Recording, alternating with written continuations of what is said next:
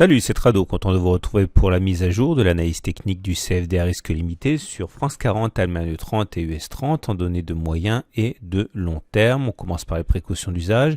Ce qui suit est donné à titre purement aide indicatif, pédagogique. Ce n'est pas un conseil en investissement et cela ne suffit pas pour investir en tant que tel. C'est une matrice, une analyse qui correspond à un partage, mais nullement à un conseil en investissement. Vous devez vous rapprocher d'un professionnel pour savoir si l'utilisation de CFD est compatible avec votre profil d'investisseur. Alors, on commence par le France 40 en données hebdomadaires. Comme vous pouvez le voir, nous sommes en train d'effacer, ou du moins de tenter d'effacer, une résistance ici à 5600, 5580. Ce n'est pas encore fait, c'est en passe, mais de toute manière, derrière, il y a un autre rideau défensif, celui des 5650, 5640, qui ne sera pas non plus facile à passer. Le consensus des clients est plutôt vendeur, d'ailleurs 65%. Je ne pense pas que sur les niveaux actuels, ce sont des investissements des investisseurs de moyen terme qui interviennent, ce sont plutôt des spéculateurs de court terme. Les investisseurs de moyen terme attendront plutôt sans doute un retour sur 5110, 5170 ou alors un franchissement de l'obstacle pour investir. Et ceci même si la tendance est haussière, comme vous pouvez le voir, on est au-dessus de moyenne mobile à 20 périodes qui monte. En données mensuelles, c'est la même chose.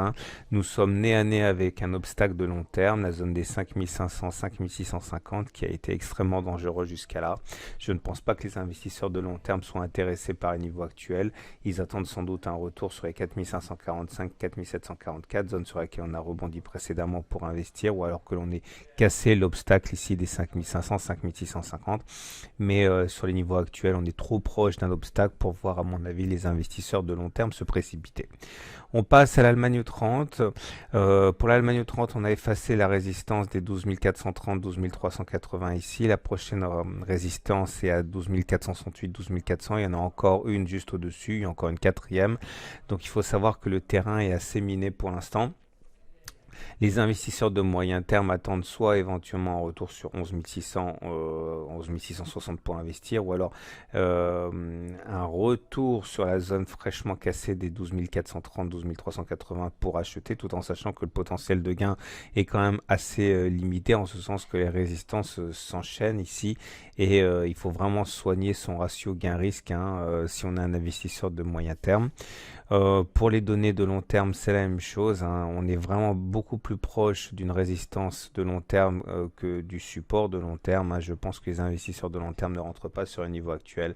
Ils sont rentrés sur les 10 300, 10 600. Ils attendent sans doute un retour sur cette zone pour acheter, ou un franchissement de la zone des 13 200, 13 600 pour acheter. Mais là, ceux qui achètent sont des investisseurs de court terme, parce que l'obstacle est relativement proche.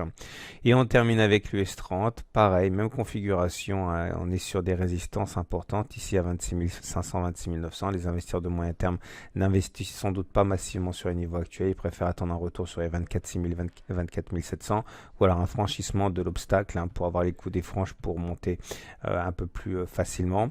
Et en données de long terme, c'est la même chose. Les 26 500, 26 900 correspondent à un obstacle très difficile à passer, sans doute qui refroidit les investisseurs de long terme qui attendront soit un retour sur les 21 400, 23 300 pour acheter, zone sur laquelle on a rebondi précédemment, soit une clôture au-dessus des 26 500, 26 900 pour investir pour le long terme. Mais pour les investisseurs de court terme, éventuellement c'est envisageable, tout en restant extrêmement prudent, parce que nous sommes sur une zone qui a été extrêmement dangereuse jusqu'à présent.